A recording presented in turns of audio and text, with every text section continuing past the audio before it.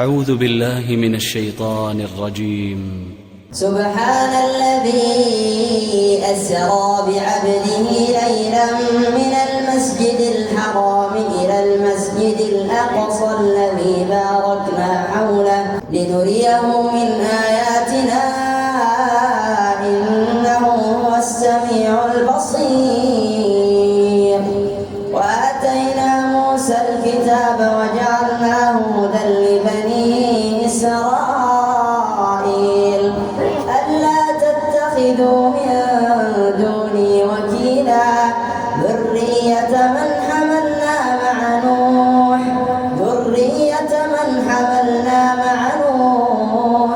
إنه كان عبدا شكورا. وقضينا إلى بني إسرائيل في الكتاب لتفسدن في الأرض مرتين ولتعلن علوا كبيرا. فإذا جاء وعد أولاهما بعثنا عليكم عبادا لنا أولي بأس شديد فجاسوا خلال الديار وكان وعدا مفعولا. ثم رددنا لكم الكرة عليهم وأمددناكم بأموال وبنين وجعلناكم أكثر نفيرا. إن أحسنتم أحسنتم لأنفسكم وإن أسأتم فلها. فإذا جاء وعد الآخرة ليسوءوا وجوهكم وليدخلوا المسجد كما دخلوه أول مرة وليتبروا ما علوا تتبيرا.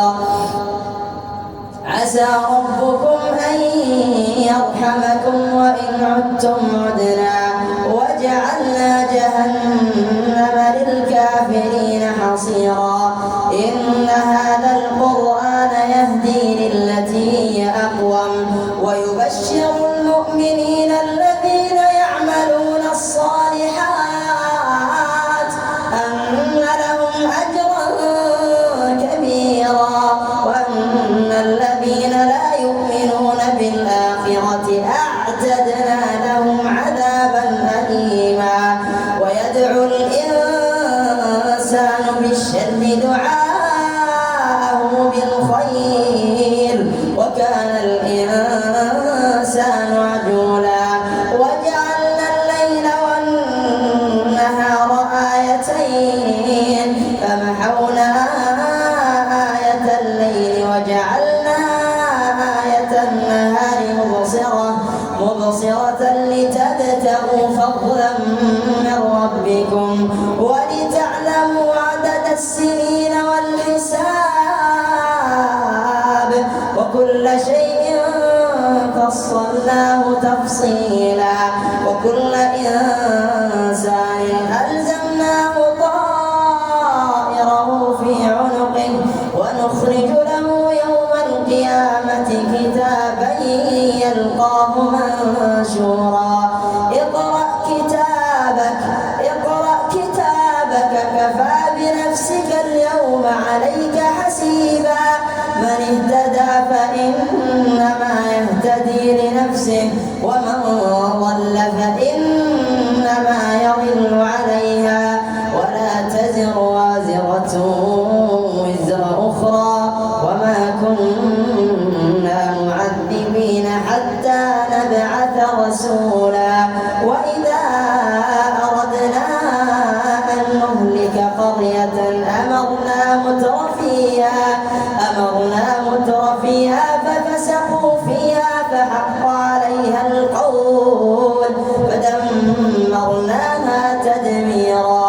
وكم أهلكنا من القرون من بعد نوح وكفى بربك بذنوب عباده خبيرا بصيرا.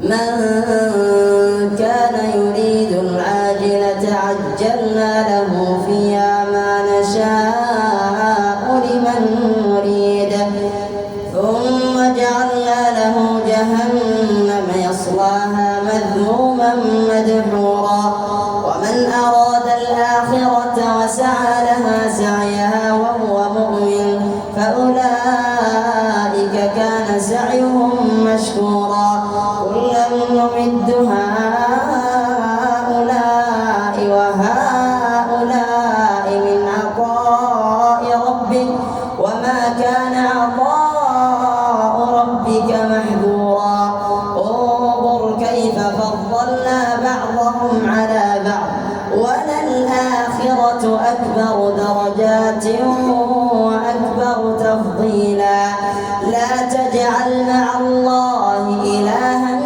آخر فتقعد مذموما مخذولا وقضى ربك ألا تعبدوا إلا إياه وبالوالدين إحسانا إما يبلغن عندك الكبر أحدهما أو كلاهما فلا تقل لهما أف ولا تنهرهما وقل لهما قولا كريما واخفض لهما جناح الذل من الرحمة وقل رب ارحمهما كما ربياني صغيرا ربكم أعلم بما في نفوسكم إن تكونوا صالحين فإنه كان للأوابين غفورا وآت ذا القربى حقه والمسكين وابن السبيل ولا تبذر تبذيرا إن المبذرين كانوا إخوان الشياطين